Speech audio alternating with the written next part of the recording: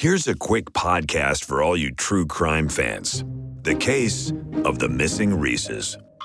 It was me at the store with my mouth. Motive? They're Reeses. What was I going to do? Stop myself? Tune in next time to see if I do it again. Spoiler, I will. Wow, that had everything. Reeses, suspense, Reeses.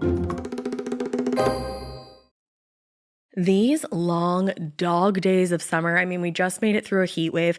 Mama was parched through this heat wave. I was hitting up Dunkin' every single day, and I will continue to probably for the rest of my days, but especially this summer.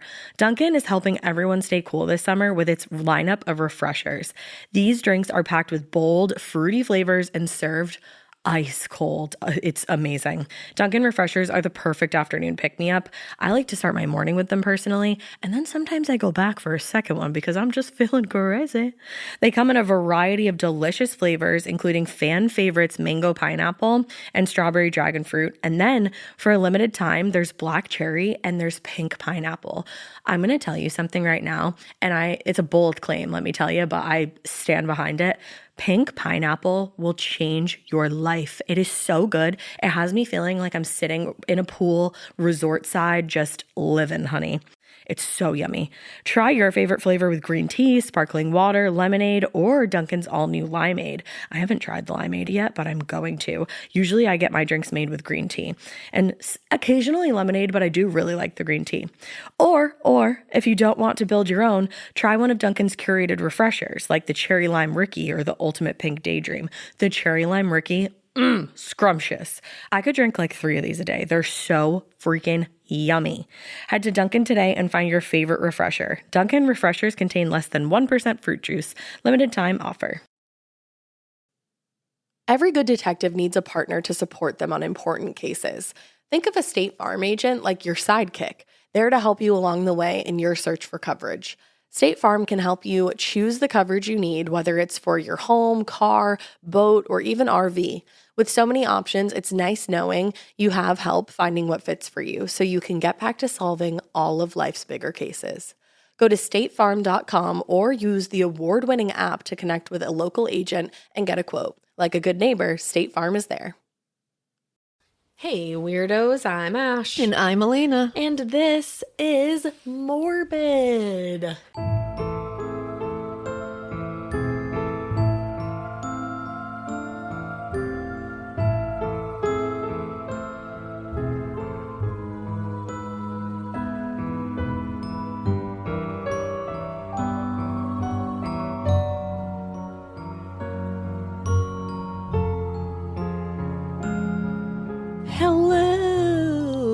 Wait, before we get into anything, this is not what we planned, so hi. I'm coming in what's happening? No, I was just going to say, I just realized we've been doing Morbid for 4 years. I know, that is really wild. That's like bonkers.com. I know, it feels like 100 years and 2 minutes. All at the same time. Yeah, like it feels like this has always been like our shtick, our like, thing that we do together. Like I don't remember life before, and I also feel like it just started. Yeah, it's a weird-ass feeling. It is. It's been very weird, but very awesome. Very great. Very great. And you know what? Speaking of very great things, you guys have really liked the Butcher and the Wren playlist that I made. If you didn't like it, I would question your sanity, to be honest, because we listen to that playlist in the car a lot, and it's pretty bomb. It was really fun to make. I made it a long time ago, actually. Like, I made it well before the book was coming out. It was just something I made to get me in the mood for writing. I was going to say, because it was like your writing playlist. Yeah, and it was just like things that I pictured in the book and everything. So when it came time to be like, hey, you can share this with everybody, it was like, ooh, fun. I know. But also like kind of terrifying because it's like, this is how I see the whole thing. But you guys have been awesome. And it seems like you guys have really dug it and I appreciate it. And you guys rule. And I literally can't wait until September 13th for you to read this book because I just can't wait. I can't wait, guys. So excited. I'm so excited. You guys have been so fucking amazing. And yeah, I'm just really excited. I'm going on a little road trip in a couple weeks, and I'm going to bring your book along for the ride so that I can finally finish it. Because I've read the first I've basically read the whole book because I got to read it while you were writing it, and I've read the first few chapters, but then I've been like a little busy. I've been a little busy. I've been a little bit busy, but I want to read your book. You know? Yeah, sorry. I'm too busy to read your work. No, I'm not. I have, and I'm gonna. And then can you write another one? Yeah. Really? Yeah, I'm already writing something else. Hot take, everybody. I'm already writing something else, so stay tuned. There's like a couple times a year that I wish this podcast was visual, and that was one of them. Because I was just like, because you were like, oh, but it's not happening, so don't ask. No, I'm just kidding. No, we're not doing visual. No. No way. If you saw what we both look like right now, holy eye bags, Batman. And what we're wearing right now is really very much who we are as people. Yeah, I know we're like not supposed to banter, but we're only 2 minutes and 48 seconds in. Okay. So I'll describe Alaina's sweatshirt. No, we were on the phone with my grandma, and I said that's hot because I am wearing a Simple Life t-shirt that has sure is. Paris and Nicole on it. Drew got it for me for Christmas, and it's my favorite shirt. It's like them in like the overalls, like the farmer picture. Yeah, like that farmer picture, and it just says The Simple Life, and Tinkerbell's on it too, and that makes me happy. And then, I said that's hot to my grandma, and I was like, oh, that's because I'm wearing like my Paris Hilton shirt, and she was like, oh, and what's Alaina wearing? And I was like, my grandma doesn't know what Stranger Things is. So I was like, she's wearing this shirt where a girl is levitating over her friends who are sitting in a circle in a graveyard. They're a little concerned about her, but don't worry, because Max's favorite song, Running Up That Hill, is playing by Kate Bush.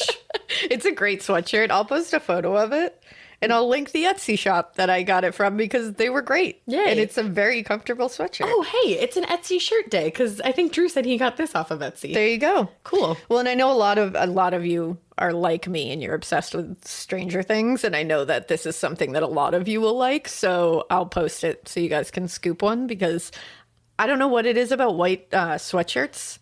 They're always the most comfortable. I don't know what it is. Alaina and I have a theory going that there's some kind of science behind a white sweatshirt because I recently bought one from the Giggly Squad podcast, which does say I hate men. I don't hate all men, but you know, it's a cute sweatshirt and it's so comfy and it's white. And I think there's some kind of science behind that. There is. There's got to be some kind of science. It's comfy because you'll never wear it because you'll get it dirty. There you go. Yeah. That's what it is. But yeah, forbidden fruit. So that's been the fashion segment of today. And now we should always have one of those. But I think we're ready to jump right into it now. We are going to start in kind of a weird place. Today we're going to be talking about the disappearance, the abduction of Heidi Allen. But we're going to start in a little bit of a place that we usually wouldn't start at, which is the search for the missing person that we're talking about. Okay. Heidi Allen. So Richard Thibodeau had become involved in the search for Heidi Allen because he was one of the last people to see her alive.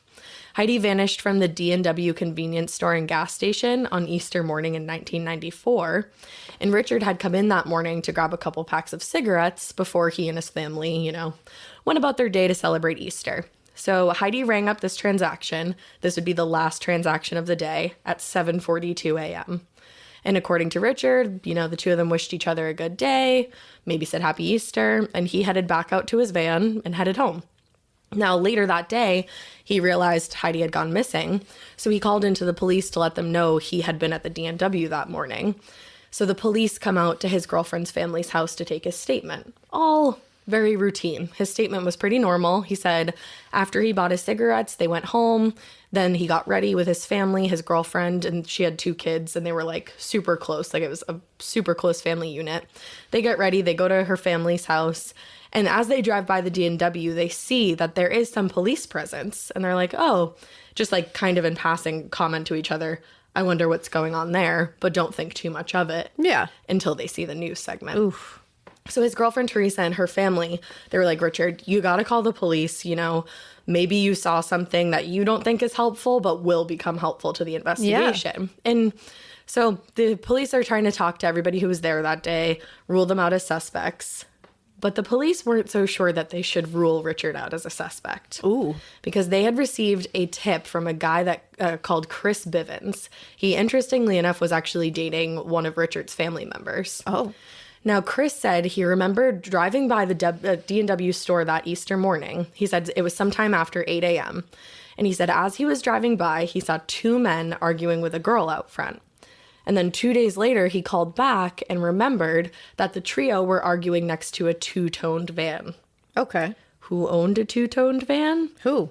Rich Thibodeau. Uh-oh. So when Richard arrives at one of the first searches following Heidi's abduction, the investigators, they pull him to the side and they're like, hey, can you fill out this form? Just going to ask you a bunch of questions about your story, you know, the investigation, what you think happened, what you would do. And, it's really just to rule you out as a suspect. So just go ahead, fill this out. Let us know when you're done. So he's like, okay, I'm going to fill it out the best I can. Finishes up, hands it over. And the investigators are like, okay, cool, thanks. Would you and Teresa, your girlfriend, mind coming down to the station and answering some more questions? So they're like, sure. Definitely hairs are starting to rise on the back of the neck, getting a little nervous, but they agree. Yeah. They would be at the station much longer than they anticipated that night. And that night would mark the start of a confusing web of an investigation, a takedown of 2 men in this county, and just years, like close to 30 years with unanswered questions. But before we dive into that, you need to know about the girl who vanished, Heidi Allen. So Heidi Allen, first of all, she just seems like the tits. Like, she seems awesome. Of course. She was born September 14th, 1975 in New Haven, New York. Her parents were Ken and Sue Allen. And she was like the quintessential Virgo. She had all her ducks in a row. I love it. Her family was like super close. Most of them actually lived on the same street.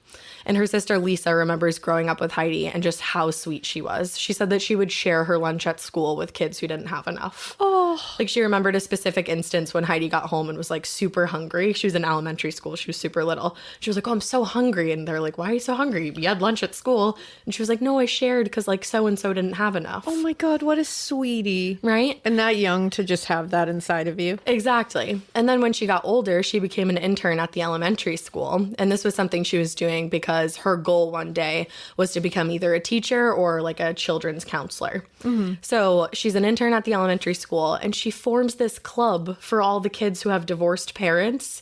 And she calls it the Banana Splits. Stop it. And it's just so that they can all have a place where they can go and talk about how they're feeling and just know that there were other kids in their situation that they could relate to. That's so emotionally mature. And mind you, she was 18 at the time she disappeared, so she was probably like 17 or 18. That's really emotionally mature. Yeah.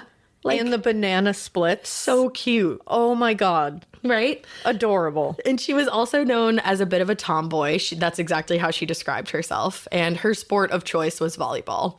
She actually played on her high school team.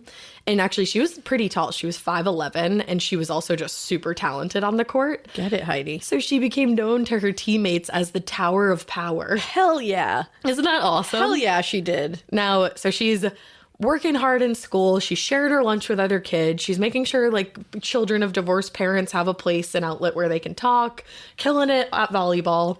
And on top of that, she's doing all this other stuff. But first, I have to tell you, she was absolutely beautiful. Yeah, she was. Like, beautiful. She Truly. had piercing blue eyes, but the older, like when she was a baby, but the older she got, they turned hazel. Oh, which reminded I love that. me of one of your littles. Yeah, one of my babes is doing that right now. And I read this and I was like, oh, like it just like hit home for a second.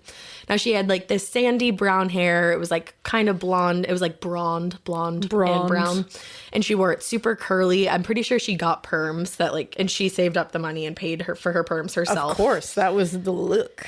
Oh, you always know what I'm about to say. I said she had the perfect 90s look. There you go. Now, like, it's true we say this all the time, and it's just true regarding everyone we say it about, she just seems like somebody that you would want to be friends with. Yeah. Like, she had these kind eyes, she had a super sweet smile, she had dimples, like... Yeah. This episode is brought to you by SoFi, the all-in-one finance app, where you can bank, borrow, and invest all in one place. Let's talk about bank accounts for a second. The average bank savings rate is 0.39% in interest. You're earning pennies on your savings, and it doesn't have to be that way. But with SoFi's high-yield checkings and savings, the money barely making moves sitting in your savings account can earn over 8 times the national average savings rate with eligible direct deposit. No account or overdraft fees. We love transparency. You can get your paycheck up to 2 days early, plus get up to a $300 welcome bonus when you sign up with eligible direct deposit. Sign up for SoFi Checking and Savings at SoFi.com/morbid. SoFi Checking and Savings is offered through SoFi Bank, N.A., member FDIC. Terms apply. Do you remember in school when you just knew that your teacher had a favorite of everything?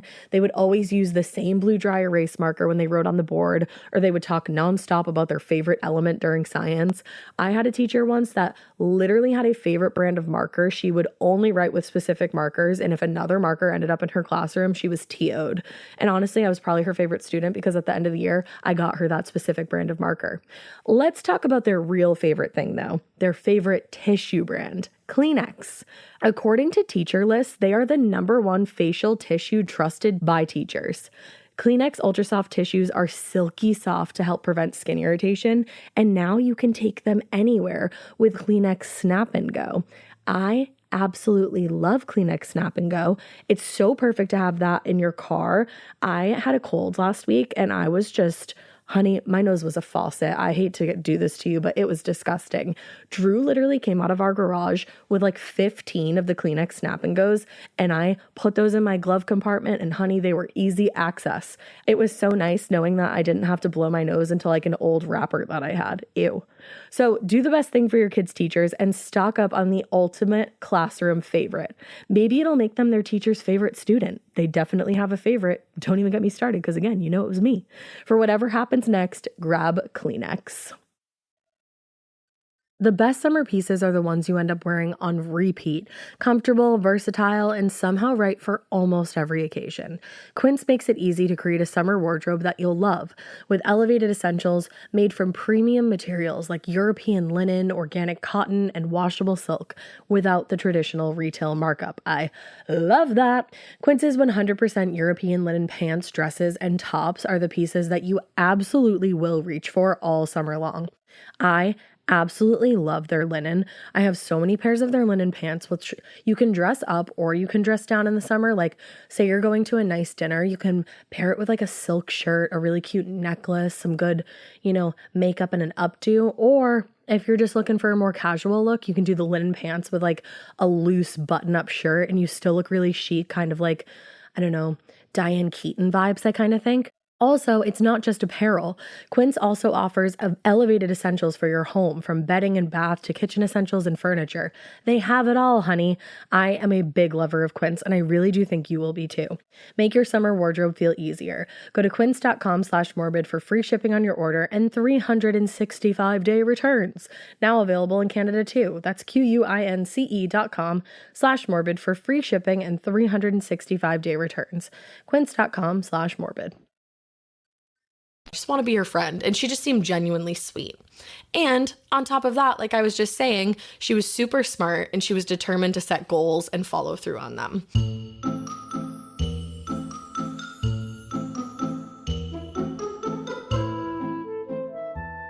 In a tiny apartment in Southern California, 2 college dropouts teamed up to create a watch company that broke all of the rules. It's got fair prices, unexpected colors, and clean, original designs. Movement grew into one of the fastest growing watch brands, shipping to over 160 countries across the globe, and I can see why, because these watches are sexy. Now, Movement has expanded into blue light glasses that protect your eyes from screens, which like we all could use, minimalist jewelry, my favorite kind, and more style essentials that won't break the bank, and they're all designed out of their California headquarters. Okay, I just got a new watch from Movement actually. Last time I got Drew a watch because I'm just such a nice fiance, but this time I said it's about me. And I got the signature square Movement woman's watch in gold. I feel like an elegant woman wearing this, and I always know what time it is. No, I just love it. It's really cute. It's just like sleek. Movement watches have the look and quality of a $400 to $500 watch, and you're paying for at a department store, but they cost a fraction of the price because they were built online and own their process from start to finish. You get a beautiful watch shipped right to your door for free, and if you don't love it, ship it right back for free. I got to spend all day in front of my computer, by the way, and the Everscroll blue light filtering glasses are an absolute game changer. I used to get a ton of headaches, but I'm not getting them as often anymore. It really helps with eye strain and poor sleeping patterns, and I really just like the modern style that they have of the frames. They're super cute. If you want to elevate your look with style that doesn't break the bank, then join the movement and get 15% off today with free shipping and free returns by going to mvmt.com/morbid. Again, that's mvmt.com/morbid. So her senior year, she was actually taking extra classes at the local community college so that she could graduate not only with her diploma, but also her associates so that she could get a head start on the degree that she wanted to earn, which was in human services. That's amazing. This girl is just like truly doing it all. Yeah. Now, by the time she was getting close to graduating high school and basically almost finishing her associates, she had filled out more than 150 applications for jobs in her field. Wow. And she would share that she was willing to do whatever it took to get the job. They actually found one of the applications that she had filed. And on it, it said, "I'm willing to work from the bottom to do anything. I love this field and I'll start anywhere." That's amazing. That's somebody who's like in a job for the right reasons, like wants to do this, knows that they might not be able to do exactly what they want right away, and is willing to climb the ladder to get there. And that's somebody that's going to go far, because somebody who understands that 9 times out of 10, you got to start on the bottom rung of the ladder to get where you want, and they're willing to hustle that way, they're the ones that are going to work to get there. Totally. Yeah. And she was like putting in work every single place she went, it seemed. She'd been working at the D&W since she was 16 years old, all while doing school and everything else at the same time. So she wasn't just paying for perms. She actually used some of the money that she made at work to buy herself her own car, which was a maroon Pontiac Sunbird station wagon. Yes, like very of the time. Amazing. But it was unfortunately still parked in the parking lot of the D&W when the police arrived after hearing that Heidi had gone missing. You always forget, like you were just telling me how awesome she was, and I'm like, man, she just sounds great. And then I completely forgot that this is why we're here. Right. That's the thing that sucks, is like you find out so much about these people and you relate to them, and you find like the hazel eyes, like you find a little something and you're like, oh, cool. And then you're like, oh, and it like hurts, like your heart sinks. Because you're like, this person, like you can never get to know this person. This person was never able to live to their full potential. No. Yeah. And all their goals and dreams that they set for themselves were taken away from by somebody else. By some idiot. So Heidi actually wasn't even supposed to be working that morning, which speaks to her character even more. She had switched shifts with a coworker so that coworker could spend time with her family that Easter morning. Wow, okay. Yeah. So Heidi's just a wonderful, wonderful human. She is. She celebrated Easter with her family the day before, and she handed out presents to all her family members while she sang like songs from Peter Cottontail. Stop it. Just so pure. You're breaking my heart here. I know. I was reading and I was just like, oh my God, it just got heavier and heavier. Now, so that would obviously be the last Easter that Heidi got to spend with her family. And for the next 28 years, the town of New Haven would question what really happened that Easter morning. But before we get into everything else, I do just want to share a quote from Heidi's sister, Lisa, that just describes Heidi to a T. And doesn't Lisa have a podcast? Lisa does have a podcast, and it's called One Sister's Journey, ... Keeping It Real. Oh, nice. I love it. Yeah. So she said, go check that out. Yes, definitely go check that out. And she said of her sister, "I want people to know that she was a good kid. She was one of the most joyful and selfless people, and I can only imagine she would have been an even more beautiful adult. She just wasn't given that opportunity." That's horrific. It is. And like, I think of you when I read that. Yeah. Like, or like any of our Exactly. family members. I can't imagine just like having to talk about my family member like that. Because you live your whole life with your family members, especially if you get along with your family members. Which we do. Yeah, sitting there thinking like, man, like I always say, I'm like, man, like even my kids, I'm always like, man, I can't wait to see what kind of adults they are. Like it's just going to be like a fun thing to watch them become the person they're going to become. And it's like, her sister was like, oh, like it's going to be really interesting to see what kind of adult she is. And that gets just like taken away. Right. And you're like, I never get to see that. And I knew how great you were going to be. Like, I knew you were going to like move mountains. I just can't imagine feeling that. Like I feel it in my heart a little bit. Yeah, like, it does. It like hurts. And we feel it on a level that's so far away. Like Yeah. from the actual people. It's just awful. It's just really sad. So that morning in 1994, honestly, it started off pretty normal. It was rainy and the roads weren't in a great condition to drive on. So Heidi's boyfriend, Brett, actually followed behind her as she opened up the store that morning. That's sweet. They had been dating for years at this point. And over the years, like, people thought it was weird that sometimes he would open the store with her. Like, he would sit and watch her open the store.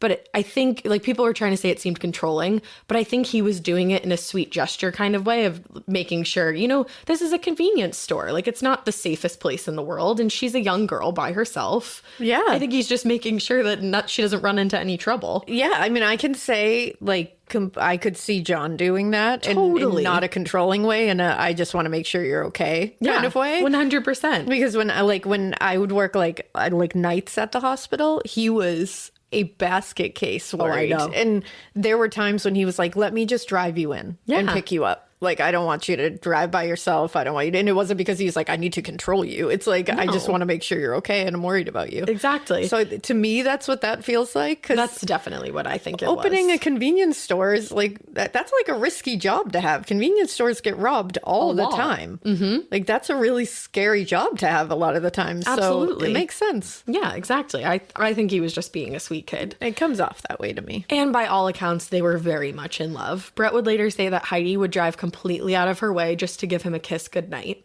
Oh my God. And she would help him iron his clothes. Adorable. Like, and they planned to start having kids together once they were in their 30s. I am obsessed with them. They seemed very much in love. And by all accounts, it seemed like Heidi loved him. Yeah. So they made their way inside the store. They opened up right around 5:45 a.m. Brett stuck around, I think, for about an hour, it seems, as Heidi got everything set up. And once people kind of started rolling in, getting coffees and scratch tickets and ciggies, all that, Heidi seemed like she was good to go. So Brett gave her a kiss and he said, I'll see you in the afternoon, because they had plans to celebrate Easter with his family that afternoon. Now, after that last transaction at 7:42 a.m., a few more people actually came in and out of the store. And the police knew this because some customers had left money on the counter in good faith for whatever they purchased. But finally, though, somebody realized that the clerk hadn't stepped outside for just a second. She was gone. She was nowhere to be found. Now, as this person is realizing this just by happenstance, a sheriff's patrol car was passing by. It was right around 8:15 a.m. And somebody at the store kind of motioned him to come into the parking lot. Now, this person told the cop that the D&W seemed open, but there was nobody around and the situation just seemed off. So the cop steps inside and he notes that there's cash on the counter. There's cash in the register. The register's still there. There were signs that somebody had been working that morning, because behind the counter sat Heidi's jacket, her purse, and her keys. And like I said, her car was parked right out front. Yeah. Now, her family was called straight away. And when her cousin Melissa, who everybody called Missy, found out that Heidi was missing, she ran home right away and she started posting her photo all over missing posters that she just immediately started hanging up around town. Just like got to work straight away. Now, the poster had a photo of Heidi from her sister Lisa's wedding and her description: a white female, 5'11", about 145 pounds, light brown blonde hair that she wore very long and curly, and blue hazel eyes. The day that she was missing, she was wearing jeans with a gray sweatshirt that had a plaid logo across the front of it and white sneakers.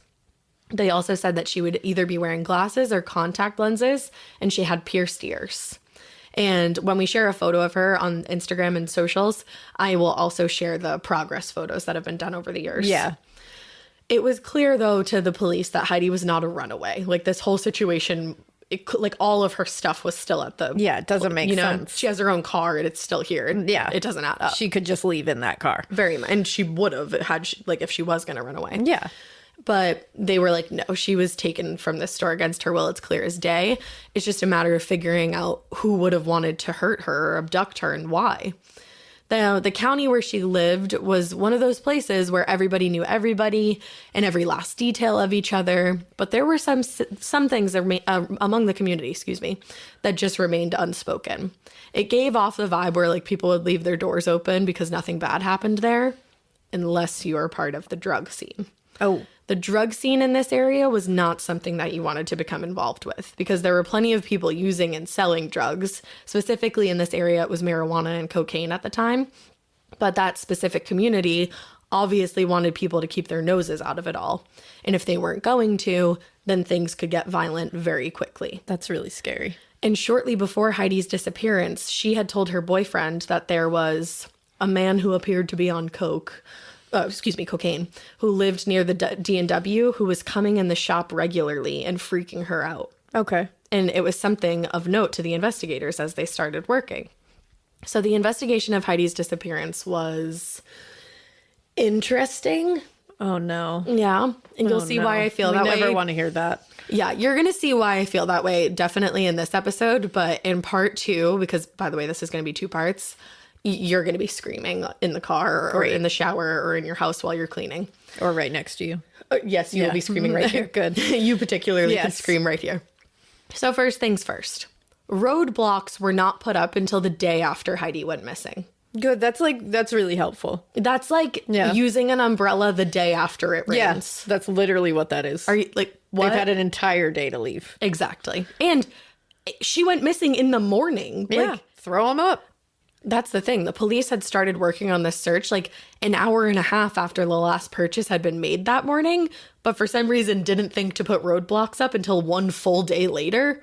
It makes that doesn't no make sense. Any sense. No. Like a full day later, they're like, oh, you know what? That's a good idea. You know what would have helped yesterday? Throwing up roadblocks. Let's try it today. Well, and the thing that sucks, and I hate to say this, but if roadblocks had been put up on day 1, I wholeheartedly think she could have been found. That's infuriating. Because whoever took her obviously put her in a car and drove her somewhere. Yeah. Why would you not put them up? Like, what? That's infuriating. And at that point, it's even more infuriating that Amber Alerts weren't even a thing yet. Oh, yeah.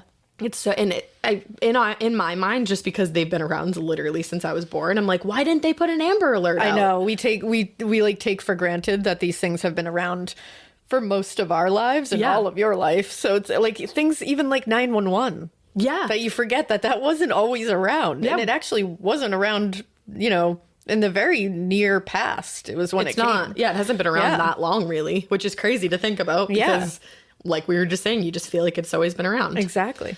So yeah, roadblocks have been around for a while, and the knowledge of putting them up is pretty useful, but there's that.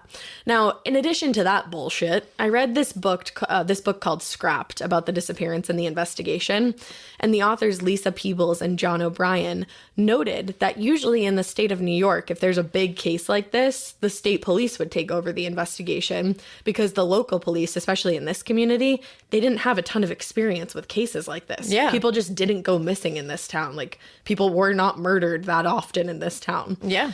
But the New York State Police were called off early in Heidi's investigation because of 2 cops that had beef with one another. Oh my God. The local sheriff, Charles Nellis, I believe is how you say it, refused to let Jack Doyle, who was the head of the state police, have any part of the investigation simply because they didn't like each other and there was some kind of like unspoken competition between the 2 of them. So it's just 2 tiny men swinging their dicks around at each other. Literally. Like, with a missing girl. That's the thing. It's like, let your ego get in the way of finding an 18-year-old girl on Easter morning, for sure. Yeah, for sure. Definitely. Yeah, I'm rooting for you. Now, Mario Cuomo, who was actually governor of New York at the time, called in the National Guard himself to see if they could locate Heidi, because he was like, what the fuck are you guys doing like, over there? Somebody should do something. But try as they might, they just kept coming up with dead ends.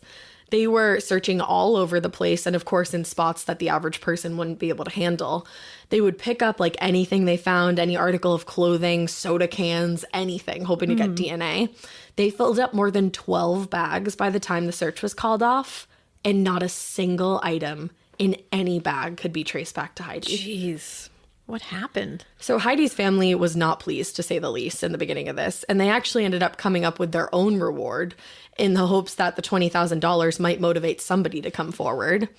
They also featured Heidi's case on America's Most Wanted, and they were still coming up with nothing. So that was when they made the decision to call in the help of the FBI.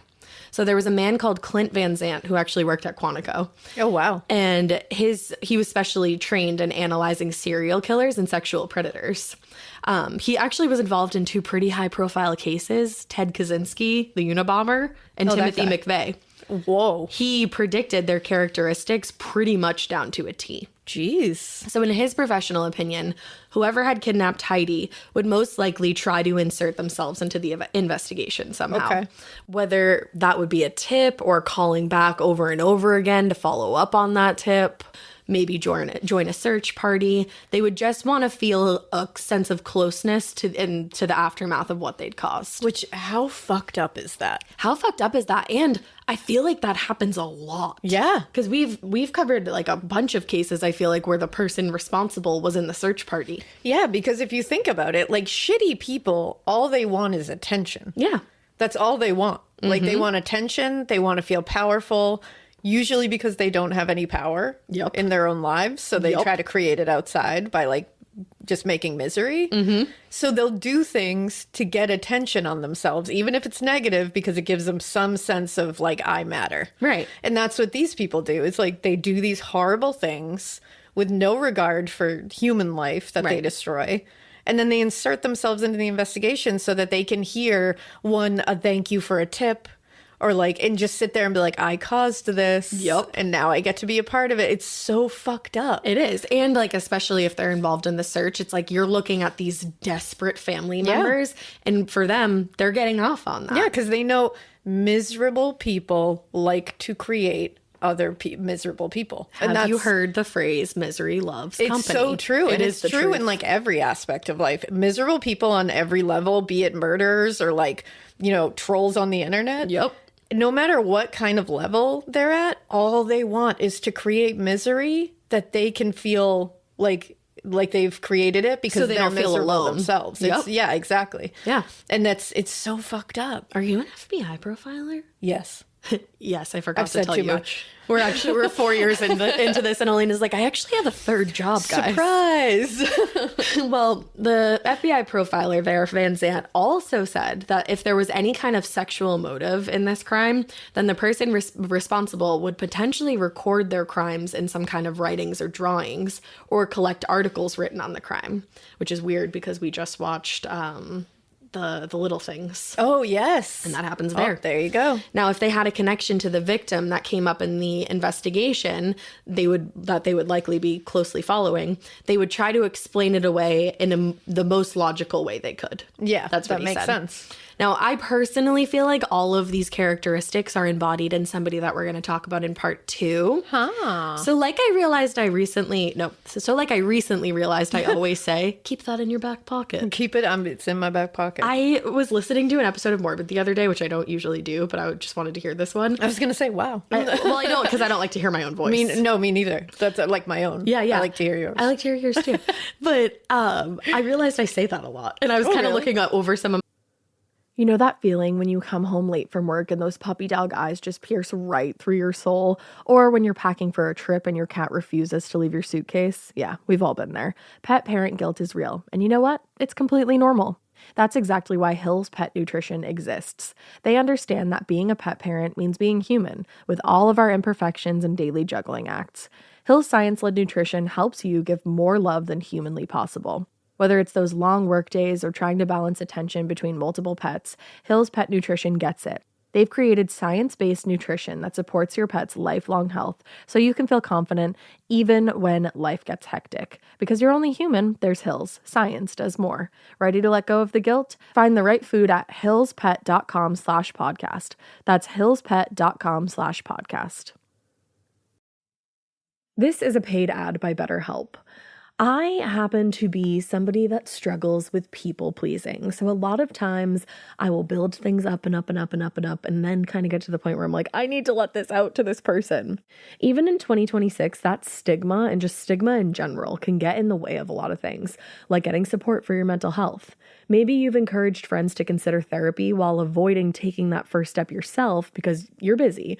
You're worried about what other people might think, or telling yourself that you should handle this all alone. But therapy with BetterHelp, the world's largest online therapy platform, can be a space to slow down and talk through what's been building before it feels unmanageable. Just take a short questionnaire to identify your needs and preferences, and BetterHelp will handle the initial therapist matching work for you. Their industry-leading match rate means BetterHelp typically gets it right the first time. Feel confident knowing BetterHelp therapists work according to a strict code of conduct and are fully qualified. Don't let hesitation hold you back. Find support with BetterHelp. Sign up and get 10% off at betterhelp.com/morbid. That's BetterHelp, HELP.com/morbid. One sunny day, a honeybee was merrily buzzing through an orchard when she stopped to collect nectar from a mystery apple blossom. She passed that pollen along to a Honeycrisp tree, and months later, the sugar bee apple was born. Naturally sweet, with layered notes of caramel, honey, molasses, and the perfect crunch. The world has embraced the sugar bee apple, a pure delight for snacking and baking. Download our new free recipe book and find a store near you at hellosugarbee.com. Sugar bee apples, from bee to you. My old case notes, and I was like, why do you always say that? That's funny. But I'm going to keep going with it. Yeah, it's yours. It's mine. Own it. TM. Own it.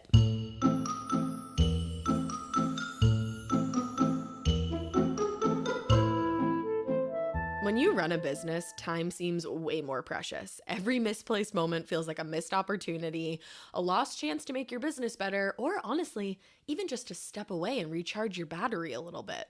ShipStation gives e-commerce sellers like you more time to do what they really love to do. Unless what you really love is managing every single little detail of an order fulfillment, but I don't really see that being the case.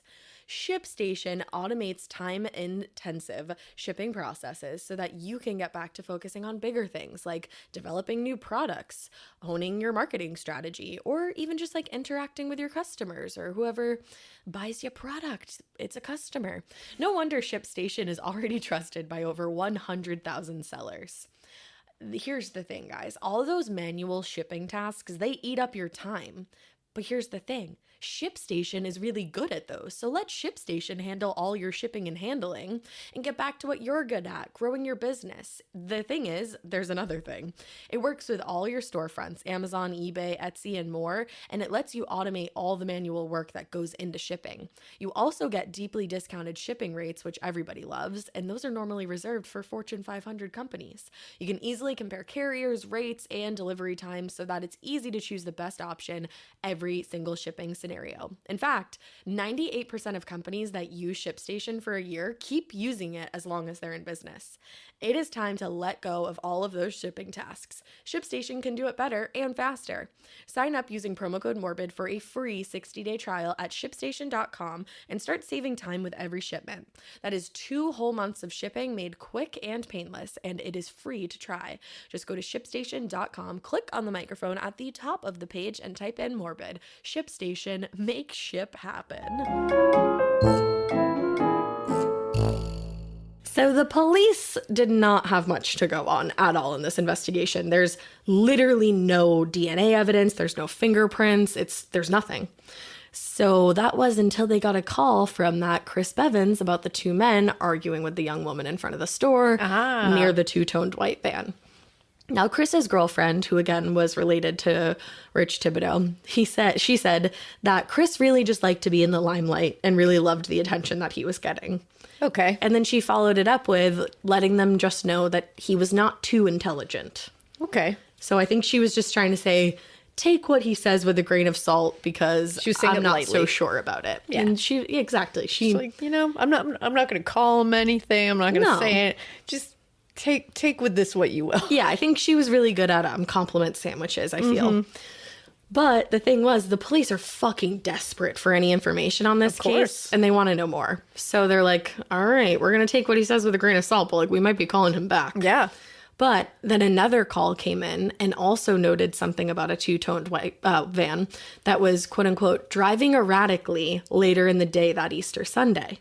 And then a man who had been inside the D&W at the same time Richard was called in a tip of his own. He said that he saw Richard inside the store and he parked his car right in front of Richard's van. Now, the man said he was pretty sure there was another person in Richard's van because while Richard was in the store with him, the man said he saw the van move while he was inside. So somebody else must have moved it. Now, I don't know if that was true. Then was Richard one of the men that Chris Bevins had seen at the store? Bevins, excuse me. And perhaps the other man was somebody he knew and someone who joined in on an argument that he was having with Heidi for one reason or another. Huh. So to be sure, the police are going to have to call Chris Bivens once again. Now, they call him again. It's about 10 days after his original tip. And they decide to call him up and have him come down to the station to chat. Now, in the days leading up to that, the police were asking around town specifically now about Richard Thibodeau. He's become a suspect. And any other men that he might be connected to. And in their questioning, they learned that Richard had a brother named Gary. And they also knew that Gary had actually met Heidi on probably more than one occasion, they were sure. There was at least one occasion. Okay. They seem to have met sometime in early 94 at a bar where Brett, her boyfriend, Brett's brother, worked as the bar manager. Okay.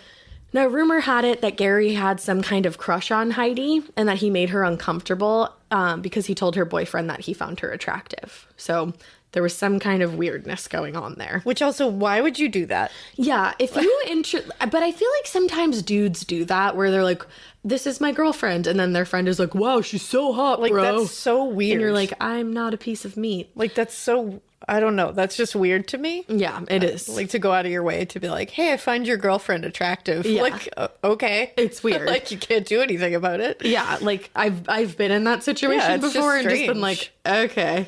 And you feel like, I'm sure Heidi just felt icky. Like, Yeah. I mean, and then I guess I can devil's advocate this a little bit because the more I thought about it, I'm like, well, you know, if I meet my friend's new significant other, husband, boyfriend, girlfriend, wife, like whatever. Sure. And I'm like, I can be like, wow, like what, like he's so so handsome. handsome, or like she's so gorgeous, like, you know, like I can know see what it it that is? way of me not being like I'm attracted to them. It's just like, hey, Right. they're just pretty, or they're just really a good looking person. It all comes down to what Gary actually said and his tone when he said it. And unfortunately, none of us were there. I was just gonna say, and that's exactly what it is. So I think you can look at it both ways. You totally can. My initial reaction was like, "What the fuck, Gary?" Well, and Then so I'm is like- everybody else's. But then I'm like, okay, I guess if it was just like, "Wow, she's so pretty," right. But That's like- it was noted that it made her uncomfortable. well, and that is That's the the golden thing here is it made her uncomfortable, and that's what matters. all that matters here. Exactly. So they find this information out and they're like, okay, so maybe it was Gary that was with Rich, and maybe those were the two men who were arguing with the girl that Chris saw. Heidi, Rich, Gary. Is that the scenario? So they were like, let's call Chris and see if he remembers anything about the men that fit Gary or Richard. And this is the part in the investigation where you're going to want to punch things. Cool. I love when that happens. Yeah, because for some reason, the first part of their interview with Chris was not recorded. Why? Why does that happen? I know don't know. why that happens, but like We know why, We know but it's why. like you're gonna get caught. it's the same thing. We reference the West Memphis 3 case all the time, but it has This so one. many little pieces that fit into other cases so well that like Jesse Miskelly, like they didn't start recording his until they made sure that they got him to understand the story they wanted him to tell and understand what, and he didn't even tell it right then. Just putting that out there. Yeah, you actually just summed up what might be happening in the next like 3 paragraphs. That seems to be why we get a, oops, we didn't start recording for 3 hours. Yeah. And it's like, oh, because you were making sure that you could figure out how to make them confess. exactly. Yeah. So first hour not recorded. No.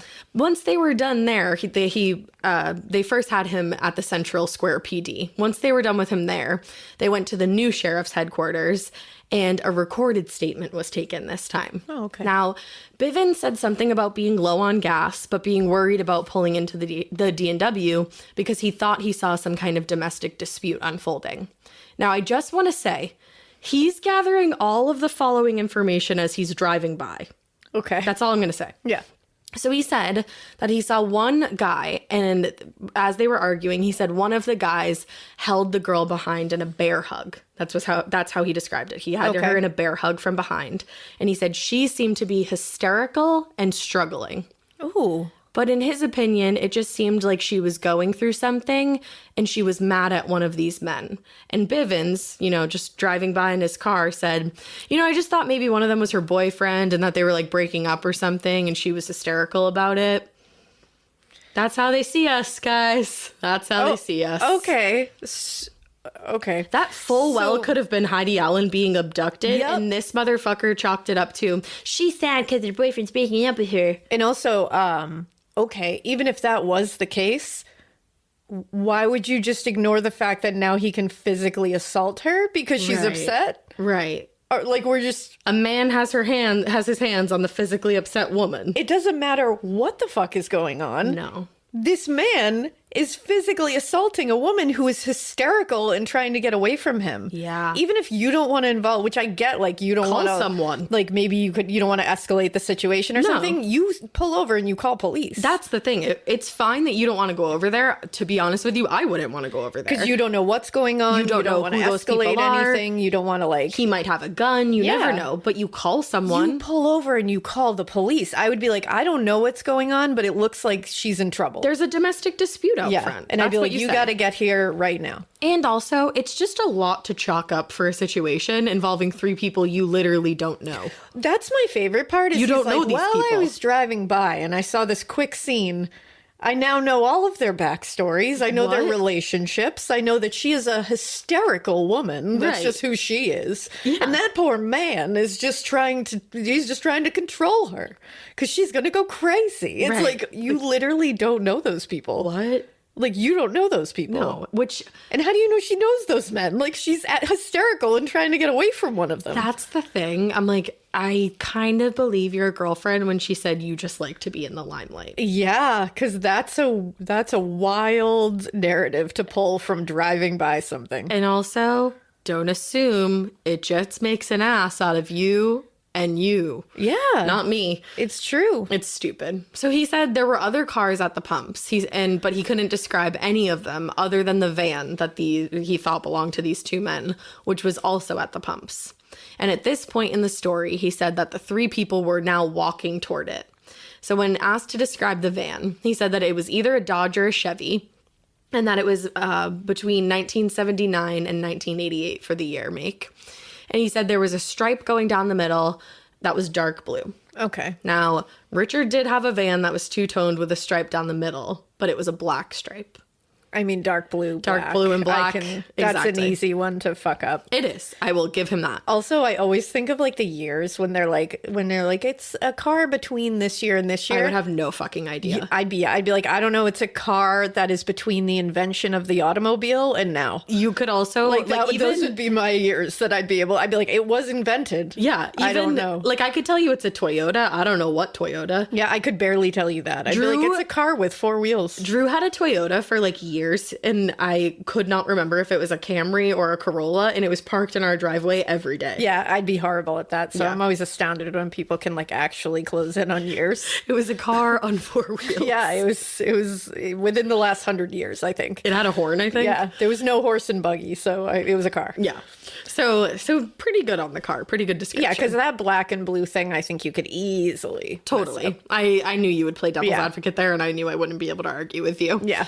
Now, he then went on to describe the men that the girl was with. So one man was described as being about 10 feet away from the other man who was following behind holding the woman. So we have one guy ahead, about 10 feet, and then these two people, guy and a girl, guys holding on to girl following behind. Totally normal. Yeah, totally normal. Yeah, definitely. So the man in the front, ahead of everybody else, Chris said he's probably about 5'11". The other guy, he said probably around 6'2", because he's taller than the girl, who was probably about 5'11". Heidi was 5'11". Yeah. He said the solo guy in the front was older and hunched over. He said both men were white, but he didn't see their faces. Now, one of these statements that he made was handwritten, and the other one was typed. But interestingly enough, the handwritten version has a lot of contradictions when compared to the typed version, and even with the spoken version. The handwritten statement makes the solo guy, who Chris described as 5'11", 5'6". So we're shrinking him 5 whole inches. I was going to say, We're shrinking this man's almost half a foot. yeah. Now, some people wonder if that guy has a different description because the deputies maybe coerced Chris into making the guy in the front description match Richard Thibodeau. Because Richard Thibodeau was right around 5'5". Oh, okay. So they're like, that's a big difference. Let's call it 5'6" because, like, how would he get it, like, on the nose? Yeah. But 5'5", that works. Ooh. Now, the officer who typed up the handwritten took quite a few liberties to the story, or just omitted things completely.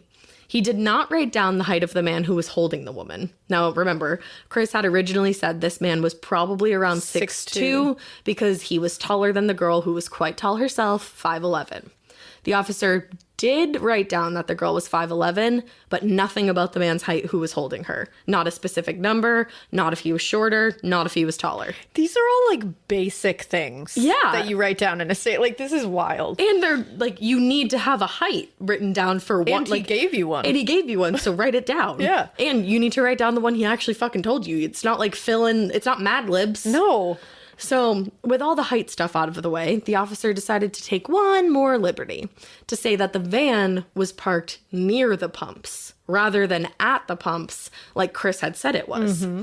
Later on down the road, there were also posters with Heidi's information on them, but they seem to have decided to shrink her actual height and advertise that she was 5'9" rather than 5'11". What? Could that be because the second man that they wanted to fit this narrative was Gary? Gary would still be taller than her if she was 5'9", not if she was 5'11". This is shady. Now back to where we started this, because it's going to get a whole lot shadier down at the station, baby. With Richard Thibodeau and his girlfriend Teresa being brought in for questioning. That's where we started. So once the couple arrives at the station, they are immediately separated. And the cops who are talking to Richard want to go over his story with them one more time. He went through the whole entire thing again. Woke up Easter morning. I smoked Teresa's last cigarette. She would have been pissed. Hopped in my van. Parked along the front of the D&W. Wonder why they changed that it was at the pumps. Ah, look at that. He parked in the front of the D&W. Oh, yeah. Grabbed his ciggies. Wished Heidi a good one. Now, then he made his way back home, went about Easter with his family, but then he called that tip in. And I think the cops were very stuck on the profile that Van Zandt had come up with, saying whoever was responsible would likely insert themselves into the investigation. Oh. And I think they were trying to apply that to Richard Thibodeau because he called later that Easter to let them know that he had been one of the last people at the D&W that morning. Was that his way of inserting himself into the investigation? I could totally see that. Absolutely. I will hand that right over. 100%. But then if you look at it from the other side of things, and he hadn't called in to tell them he was there that morning, and then they found out that he was the person who made the last transaction, that would also look very shady. Yeah, there's no winning there. You're damned if you do, you're damned if you don't. And you would... I know that is true, that like people, like we just said, people do love to themselves. do that. They love to insert themselves. That is a huge thing that a lot of criminals do. And remember, he showed up at the search. Exactly. But on the same token, it's like, but we also want people to come forward and say tips when they have them. Right. And not feel like they can't because they're going to be looked at like they're just trying to insert themselves in. So it's like, that's a slippery slope kind of look at things to take by the investigators. Because it's like, well, you want people to call in tips that are look at Chris Bivens. Where would you be in the investigation without his fucking tip? Yeah. So like, I get why they need to, like, I get that why that's like floating around in their head a little bit. Mm-hmm. I get that. But like to like really nail him for that, it would not be great. So far, exactly. Yeah. Now, I could see maybe where they thought he was going above and beyond, because apparently he put a big sign up on his house that said praying for Heidi a safe return. And he also had posted her missing persons flyer to the back of his van, like in the back window. Okay. Which is also helping the investigation. And you want people to do things like that. But you can look at it from Clint Van Zandt's point of view and say, is he that's just like, that is a little over the top. Like, and that's driving around with it on your van and knowing that people are thinking you're helping when you know that you are part of it. Absolutely. Putting it on your house, knowing that, like, I get that. I totally get it. But then I also see it as he was one of the last people to see her, and maybe he feels some kind of weird connection. Or like survivor's guilt. Yeah, like he's just like, man, if I was there at a different time, maybe I could have stopped something, or maybe these people would have left because I would have been there. Right. So I can 100% see both sides so far of why they would think certain things and why it's not awesome to think Same here. And I will say too, this, like, going to play devil's advocate again, like, I see why they're thinking that he's inserting himself and all that, and like the sign is weird. But at the same time, this is a super small community, and an 18-year-old girl just went missing. Tons of people are putting up signs for this girl and leaving signs in the back of their car with her information. So yeah, it seems like it's like kind of a tight-knit community. It is. Yeah. So I don't know. Maybe it was the small town guy in him, but as far as the police were concerned, and now given Bivens' array of statements, they wanted to get access to that van and have it thoroughly investigated. And again, which I get that. 100%. Like, clear it. Rule him out. He's a suspect. Rule him out. I've always said overdo it. Yeah. Like, to be proven wrong. Absolutely. Like, nobody's going to get mad at you for going above and beyond. Absolutely. Because that's the thing. You have your suspects. Your whole job is to rule them out until you have the primo suspect. Exactly. But unfortunately, he seemed to be the only suspect getting investigated. Uh-oh. So they want to see if there's any kind of DNA in that van that could place Heidi there, hoping that it's going to be an open and shut case. Yeah. But first, they had a couple more mind games that they wanted to play. So in the room with Richard, they said, guess what? Teresa's in the other room singing like a canary. She's telling us everything. We know all about that morning, Richard. And Richard's sitting there like, I don't know what the fuck she's telling you, because what I've told you is the truth. Pure panic. I'm not involved. In the next room, Teresa was actually not saying anything about Richard at all. In fact, the officers in that room were trying to break her down so that she would, but she just wasn't budging. And things finally got to the point where they threatened to take her children away if she didn't tell them the truth.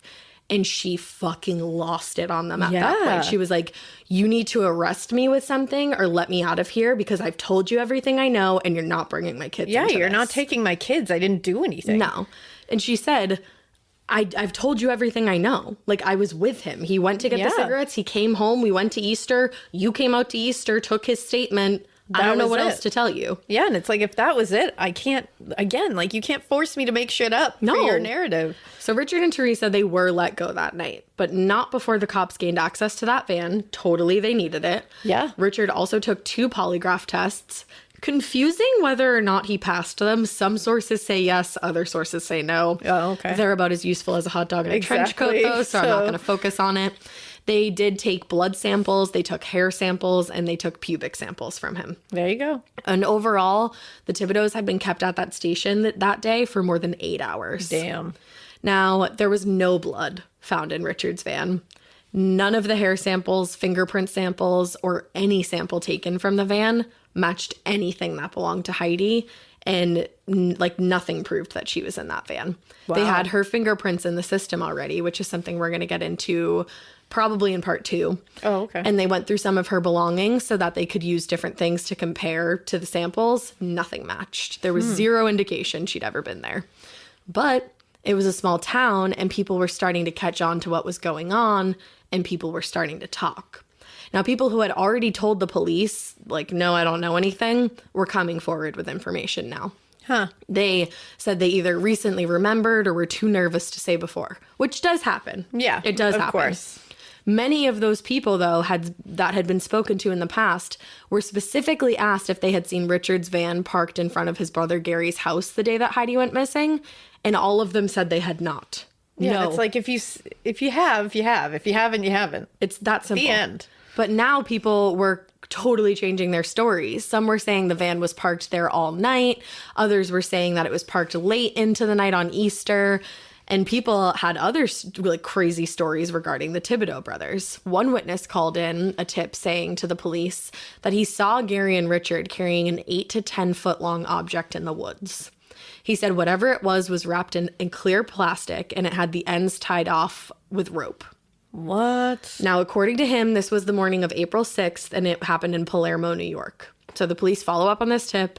They check this area of the woods. They expand a little bit, because they're not finding anything where he says it's going to be. Yeah. They move out a little bit further. They come up with nothing. No such object was found in the woods. What? But the police, the investigators, they have a very strong feeling about Richard and Gary. So they call Chris back in town in one time again. Oh my God, sorry. They call Chris back into the station one last time. And by this point, Chris has seen this van 3 different times and said, yup, it's the right style of van, but it's not the same color as the one I saw that morning. Okay. He has said this multiple times. But this 3rd time seeing it, he changed his mind and said, I'm like 80% sure that maybe, yeah, it's the right van, but I'm like 80% sure. Because I'm sure after a few times of it, you're like, I just will give you what you want at this point because I think I might be wrong. Like at that point, like you said, you're being like, maybe I am wrong. Maybe that isn't the van. Like I imagine that would happen. Of course. And then after a little bit of coaching, which you can read this full transcript in that book Scrapped, I definitely think you guys should go read it and we'll link it in the show notes. You read this coaching that goes on, and then at the end of it, Chris says, that's the van. Oof. Yeah. Okay. Now, at this time, there were 4 other suspects in this case.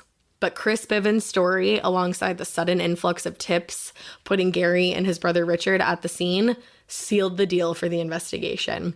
And on May 25th, 1994, both Richard and Gary were arrested. Oh, damn. And Gary, at this point, didn't even know he was a suspect. Holy shit. Like, they had come and talked to him a few times, but he was like... He gave them DNA, he gave them whatever they needed, and nothing matched. So he was like, I wasn't there. Like, me and he said him and his girlfriend were sleeping that Easter morning, and they woke up when Richard called them and said, like, did you see the news about the D&W?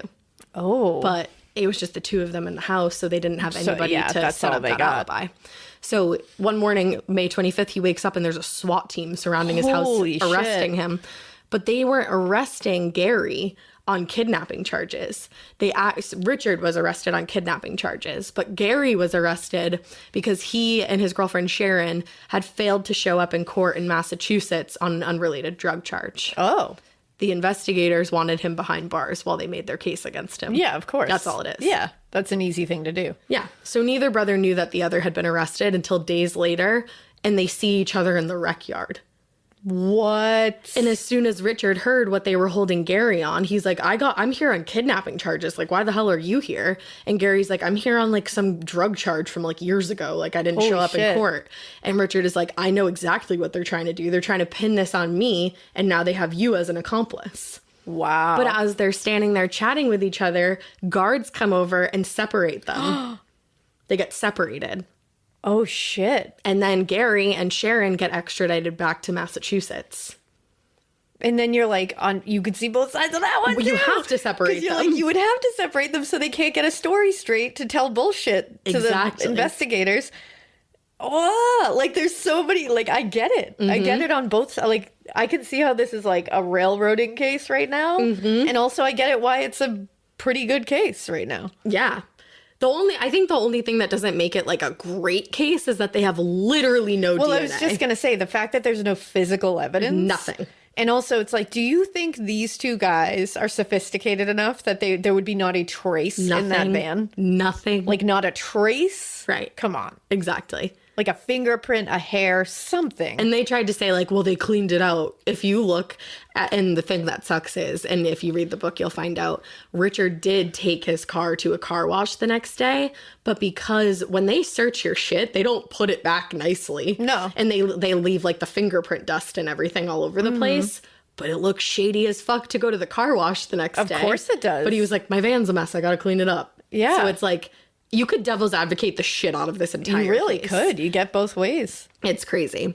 So Gary and Sharon get extradited back to Massachusetts. Richard is able to make it out on bail because he actually did landscaping work for this woman. Like he had worked for her before. And she was like, there's no way he's involved in this. And she posted his $15,000 bail. Holy shit. I don't know who I love enough to do that for. Really? Well, I'd hope you'd never be in jail. You never know. Well, what if something happens and I get falsely accused? But I'm saying that's That's a loyal customer right there. Yeah, like we don't see that happen a lot. No. But she's like, I don't see a world in which he's responsible for this. Like, I know him. I don't see it. That's also very impressive. It is. Wow. And other people in town also came to his defense, too, saying there was no way that Richard was the person who was behind all of this. His friends actually put a sign in his yard that said Dick didn't do anything. Oh, my God. I know. Wow. Now, Gary, on the other hand, couldn't post bail. Gary, we'll get into it in part 2. Gary's a bit of a character. I had a feeling. Gary has a past. I don't know Gary, but like I just got vibes from even you just saying Gary that I was like, I feel like Gary's got a past. Gary's done some stuff. He has. Yeah. He absolutely has. Now, and again, there are people in this town that absolutely believe that these two are the ones responsible. And I'm not saying either way. I haven't made up my mind. Oh, okay. So Gary, on the other hand, he couldn't post bail. And as soon as he and Sharon were taken into custody, they separated them, obviously, and tried to do the same thing to Sharon that they'd previously done to Richard's girlfriend, Teresa. Okay. They said, we know Gary's involved. You tell us everything. We know he kidnapped Heidi. And if you tell us everything, they said, we will move you anywhere in the United States that you want to go, and you will be placed in the witness protection program. Holy shit. And she said, that's great. I have nothing to tell you. Wow. She said, we were home sleeping that day.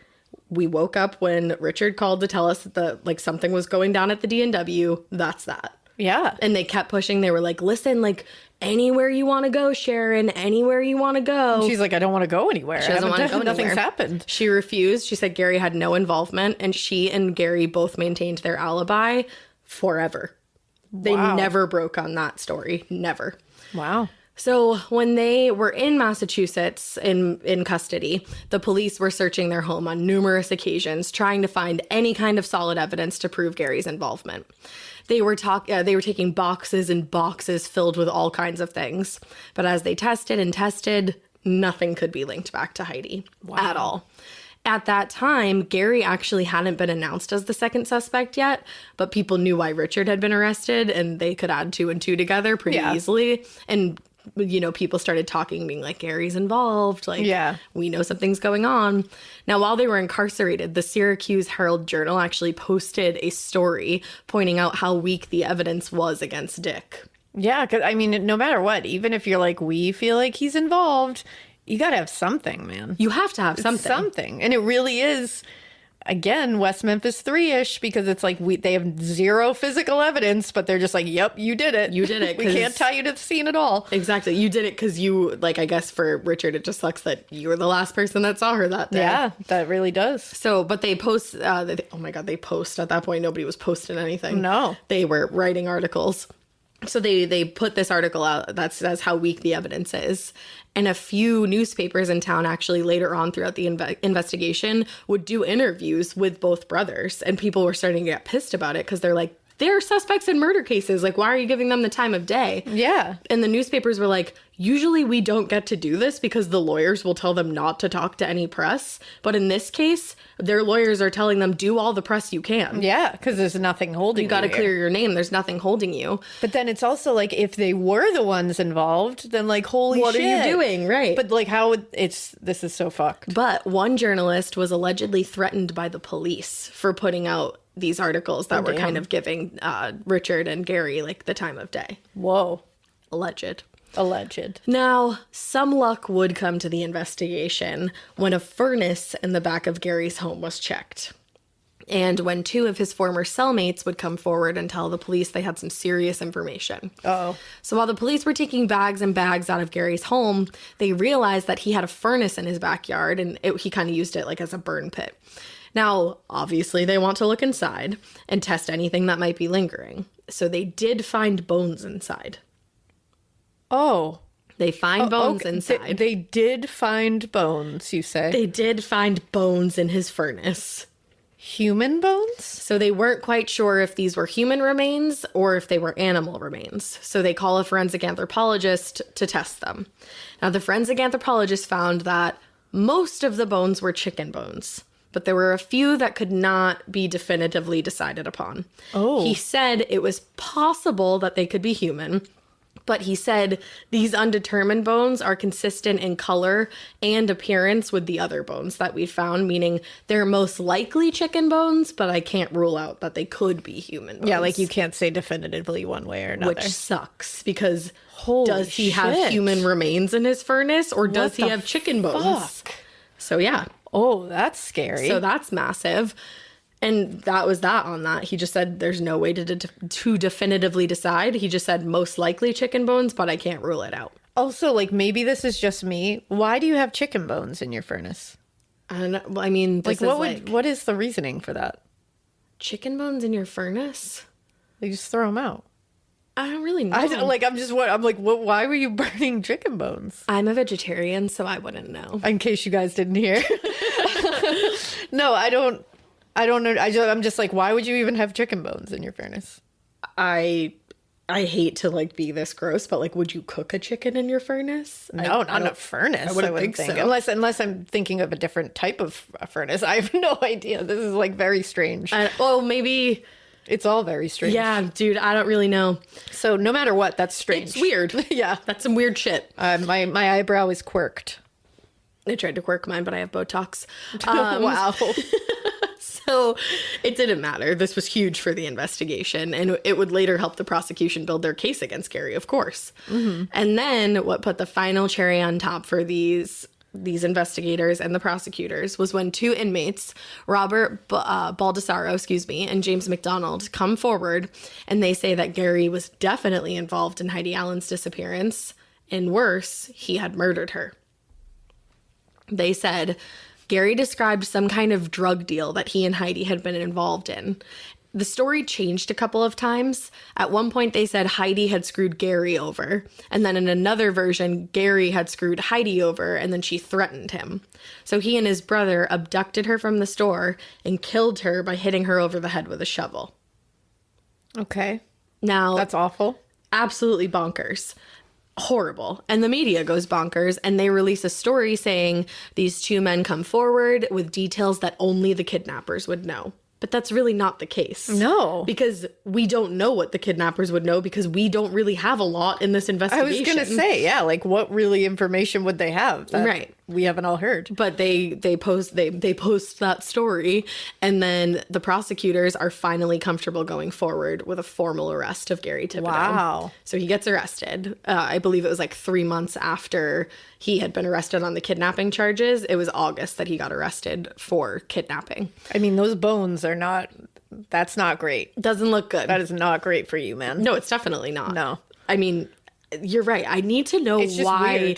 weird. Guys, email us if you have like a furnace in your backyard that you use as a burn pit, or if you have any kind of furnace, and if why you've you would ever- have chicken bones in there. Yeah, like maybe I'm just not thinking it through because I don't have a burn pit or anything like that. either. I just don't understand why that would happen, but I don't know. Maybe I'm wrong. Unless I know. don't like, if you're a farmer and like you are disposing of the rest, like the chicken carcass. I don't know. Yeah, and it's like, okay, I guess you would burn it, I suppose. Would you? I don't know. I'm not a farmer. I honestly have no idea. I don't know. That's why I'm just more like, what the fuck? It doesn't make a lot of sense. I mean, the fact that there's bones that they could, and I know that it's one of those things where it's like we can't definitively say either way, so it makes it like, yeah, that's scary. But like, I don't know. I don't know. I don't know. I don't know. And again, It's all remember, strange. can't definitively say, but most likely chicken bones. Well, and that's the thing. And I think that's the thing that we all need to like concentrate on is they're leaning more towards it being a chicken bone, but Right. they can't, there's something that's holding them back from just conclusively saying that. Exactly. It's one of those things like prove beyond a reasonable doubt kind of thing. Because if I were on the jury and they said, these bones were found, I'd be like, holy shit. Yeah. But then if they said, most of them are consistent with chicken bones. Like if they sat there and said 80% of them are chicken bones, 20 are undetermined but consistent, your mind would go, those are chicken bones. Yeah. Why would they be human bones? Exactly. Like, why would those 20% be Chicken human bones? Yeah, exactly. But like, they could be. It could happen. Yeah. But again, that's a reasonable doubt, right? Exactly. There. So, It's hard to prove beyond a reasonable doubt. It is. It really is. Absolutely. But what was this about Heidi Allen being involved in a drug deal? Yeah, I told you all about Heidi Allen in the beginning of this, and not once did she sound like the kind of girl who would be involved in any kind of drug deal. No, that's when you started saying that, my mind was like, what? You're like, what the fuck? Like, oh, we're trying to put her there? What? And most people were confused and shocked when they heard about this. They were like, that doesn't make sense. Like, we know Heidi. This is a small town. Yeah. I don't know about that. I don't know about that. But it turns out that the local police had been using Heidi as an informant since she was 15 years old. What the fuck? And that is where we're wrapping for part 1. Oh my God, she was an informant? She was an informant. She was Well, that changes everything. She was forced to become an informant, but that's all I'm going to say right now. Whoa. And I will tell you exactly why in the beginning of part 2. And then we are going to go over some shady investigations where when you're involved in a court case, both sides, the defense and the prosecution, have to show each other everything that they're going to use in court. That didn't happen here. Oh, good. Files were hidden, tucked away. Justice, you know. There's going to be a secret recorded conversation that somebody else may have been involved in this. There's another murder that we're going to touch upon. There's a lot coming up in part 2. Wow. That was wild. I didn't see that coming at all. And now I'm even more worried for Heidi. Yeah. It's a lot. This case is absolutely heartbreaking. Oh. And the thing that stinks is, you know, like maybe justice was served. It might have been, but there is a reasonable doubt in the mind of a lot of people. There's questions. And there just shouldn't be. Like, I wish for everybody involved that there didn't have to be questions. That's the thing. It's when there's questions lingering at the end, then justice has not been served. Exactly. So that's not good. Yeah. So this is coming out. What is it? This is coming out on Wednesday, and part 2 is going to come out on Friday, so we won't make you wait too long. Yeah, it's going to be back to back. Yeah. All right, cool. So we hope that you keep listening. And we hope you. Forgot how we ended that. Keep. It's weird. But that's the way that you forget how to end your own show that you've been doing for 4 years. That's actually a lot. Bye. Bye.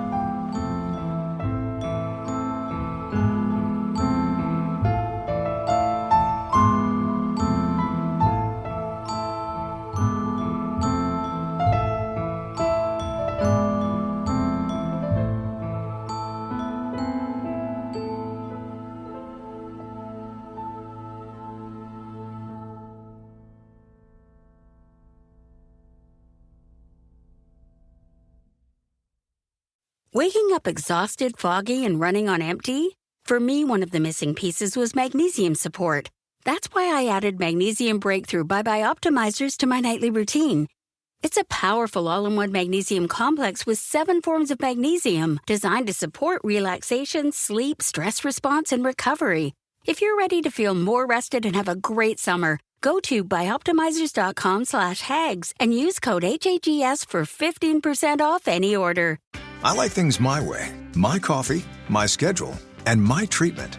So I talked to my doctor about self-injecting with the Vyvgart Hytrulo prefilled syringe, which contains efgartigimod alpha and hyaluronidase QVFC.